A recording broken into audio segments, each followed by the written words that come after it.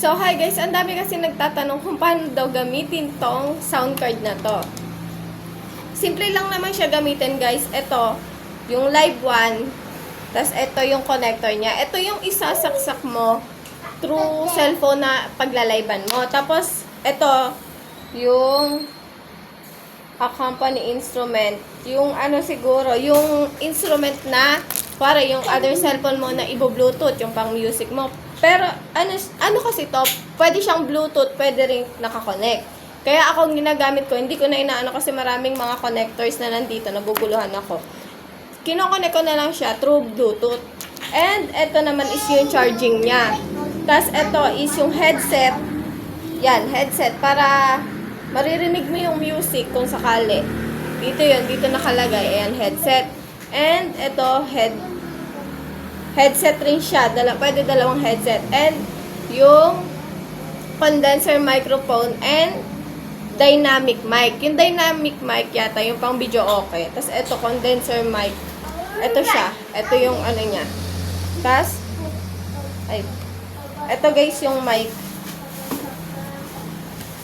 Ito yung mic. And, may kasama na siyang tawag doon, yung pang clip.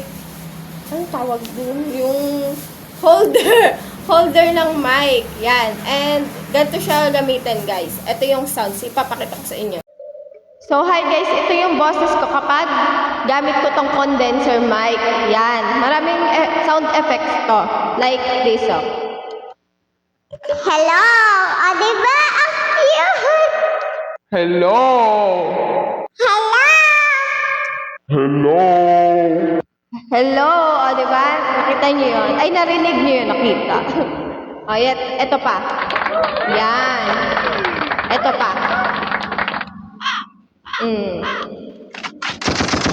May gunshot pa. I like it.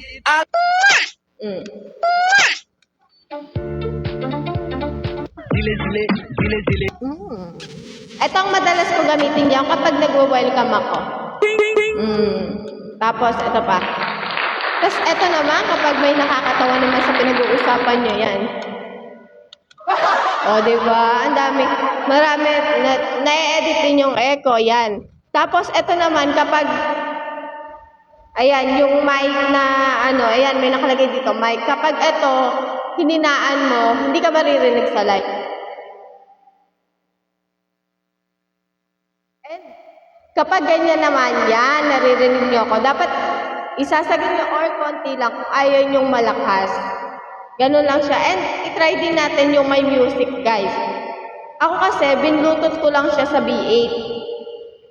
And ito yung sounds niya kapag may music. Ipaparinig ko rin sa inyo. Ayan, guys. And baka kasi makapiright ako kung Yan, malakas ba? Yan, malakas na ata siya. Yan. Ganyan yung sounds niya. Ay, sorry. Ganyan, ito yung sounds niya.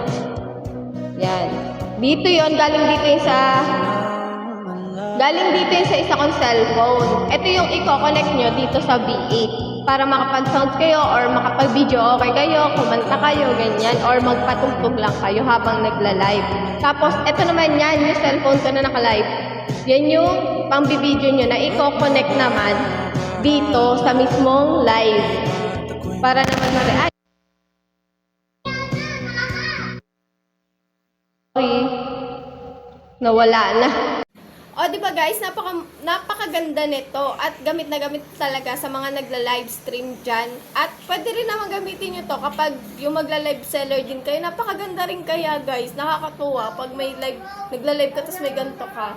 Sa murang halaga lang guys, 500 plus pesos, meron ka ng magandang klase ng V8. Kaya naman kung ako sa inyo guys, i-check out nyo yan. And ayun na yung tutorial at marami kasi nagtatanong sa akin kung paano daw yun And yun lang para sa akin. Kasi yung iba naman, may ibang klaseng V8 na sound card na magandang klase, yung mamahalin yun. Pero ito kasi, mumurahin lang. Ito yung mga budget meal sa mga nagsisimula pa lang sa live stream. Kaya naman kung ako sa inyo guys, i-check out nyo na yan.